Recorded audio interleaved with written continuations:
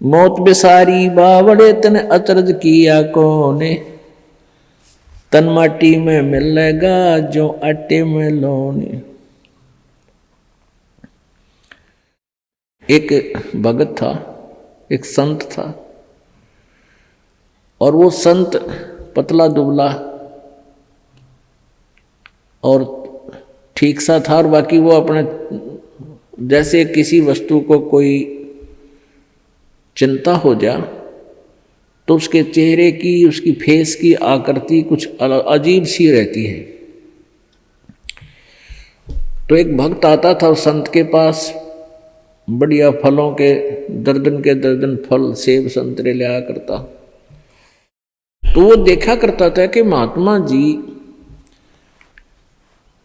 बहुत चिंतित से रहते हैं और बहुत ही ज़्यादा स्वस्थ नहीं है, सेहत अच्छी नहीं है।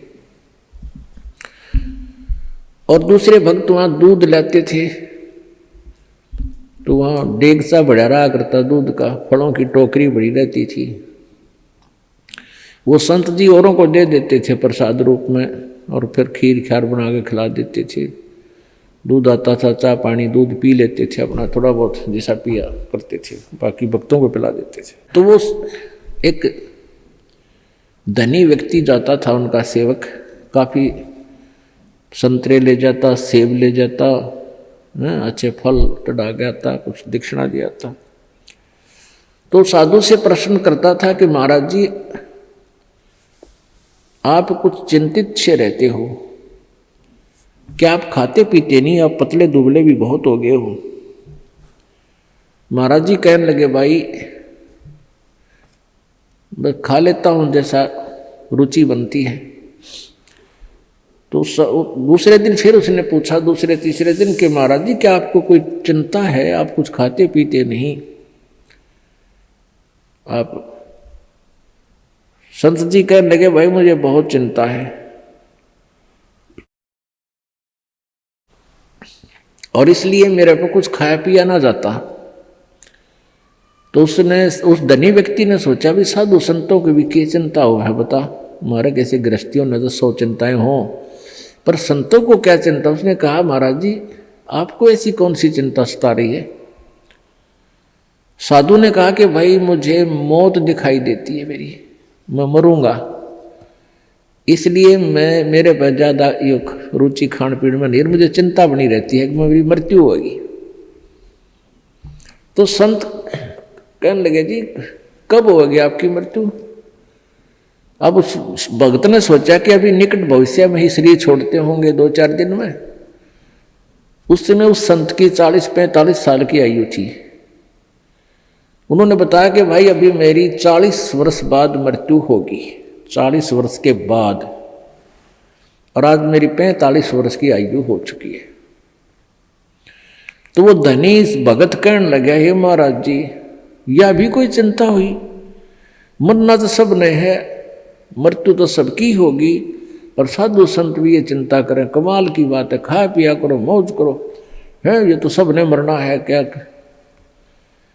अब वो प्रतिदिन आवे और यह बात कहे कि महाराज संत भी कदे मृत्यु तो डरा करें, ये तो सब ने मरना है, ये तो क्या बात है, खूब बड़े बड़े लेक्चर डाले। अब उस संत ने सोचा यो रोज दुखी करेगा, ला इसकी फड़क निकाल दूं। उसका मित्र था राजा, संत का, और संत ने उस राजा से, मित्र नहीं उसका सेवक था, राजा से कहा कि संत ने कि वो जो धनी व्यक्ति है एक सेठ, उसको फांसी की, सूली की सजा सुना दे, फांसी की, लेकिन तोड़ना नहीं है, उसके लिए कोई समय निर्धारित कर दे, महीने 20 दिन का, और उसके लिए कोठड़ी में बंद करके उसने सारा सामान रख उसके पास, दूध भी फल भी खूब ठाठ रखा, अच्छे बढ़िया घी दूध चूरमे खिला उसने। अब राजा अपने गुरुदेव का आदेश पाते ही राजा ने वो बुला लिया और कहा भी तेरे को फांसी की सजा सुनाई जाती है, तूने किसी व्यक्ति का मर्डर कर रखा है। अब वो वो धनी सेठ के सोच रहा है बड़ी बूंदी बनी है, तुमने किसी मृत्यु का कोई हत्या करी नहीं, देख फांसी की सजा होगी। दिन रख दिया 20-25 दिन, महीना 1.5 महीना जो भी। अब वह दिन तारीख दर दी 25 तारीख, 24, 10, 30 तारीख, वो 30 तारीख रख दी महीने की, या 14, 6, 8 जैसे भी कोई रख दी। तो हम अपने उदाहरण के लिए उसको 8 रख दी, जो 1 महीने बाद थी, और एक कोठड़ी में बंद कर दिया। उसके आगे फल और दूध के पूरे पात्र भरे रहे, लोटे के लोटे। जब उस फांसी के दिन में 10 दिन पहले, 20 दिन जब उसने हो लिया उसको कैद में, ये पक्का हो गया तेरी फांसी होगी। संत जी गए वहाँ, उनके कैद की कोठड़ी के अंदर से, इसके पास से घूम निकले आगे को, उसने देखा श्रिया में गए। गुरु जी गए, आवाज लगाई, महाराज जी सुनियो महाराज जी। महाराज जी वापस आए, वन्य देखे थे को होगा तड़े बोल लेगा, मैंने देखते ही कौन से में है वो भगत। कहा न देखा महाराज जी ने, भाई कौन है तू? अगजी में वो फलाना सेठ से। और सेठ को भी ये पता था, उस धनी को भी ये पता था कि राजा इनकी पूरी मानता है गुरु जी की,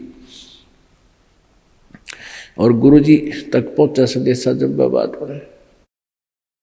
तो उसने बताया जी मैं वो सेठ हूँ फलाना राम, मैं विशंबर दास हूँ। बोला अच्छा, अरे तू बहुत कमज़ोर हो गया बेटा, क्या बात है? बिल्कुल कमज़ोर हो गया, ये फल रखे हैं, दूध रखा है, तो बहुत वीक हो गया रे, खाता पीता कोई ना? ना महाराज जी कुछ नहीं खाया जाता, एक टूक भी नीचे नहीं जाता, बस धक्के तो गेरूहेगा दी रोटी अंदर जाती है शरीर में। क्या बात होगी? अब मेरे को फांसी की सजा सुना रखी है, कति झूठा केस है मेरे पर, गुरु जी मेरे पर दया करो, मेरी पीछा छुटवाओ।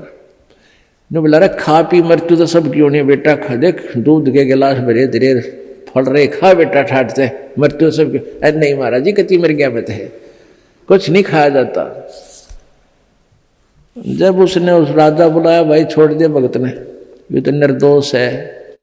तब उस संत ने बताया कि भाई लाला जी जिस प्रकार तने 8 दिखा थी ना, उन्होंने कहा था मैंने तो 8 दिखाई दिए से, कुछ नहीं खाया जाता।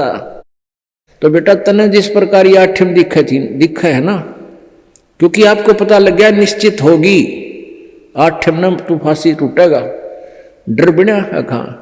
तो इसी प्रकार मुझे मेरी 40 वर्ष बाद हुआ 8 मन दिखाई दे आज, इसलिए मेरा इस संसार में रुचि रही नहीं। जिस प्रकार आपकी ना घर में रुचि, ना कहीं की रुचि, ना तू खास खाने में रुचि तेरी, एक ना कोई रुचि नहीं थी, बस मरता हुआ खाऊं था और 8 के गुण गाऊं था, उस 8 पर ध्यान लगाऊं था।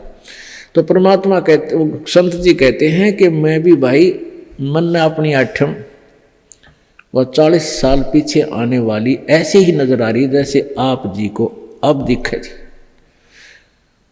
तो पुण्यात्मा हमारे ऊपर इतना दबाव है इन तीनों गुणों का, इस त्रिगुणमयी माया का, कि हम 10 मिनट बाद भी याद नहीं रख सकते इस मौत को, और यह रखनी चाहिए, रखनी पड़ेगी।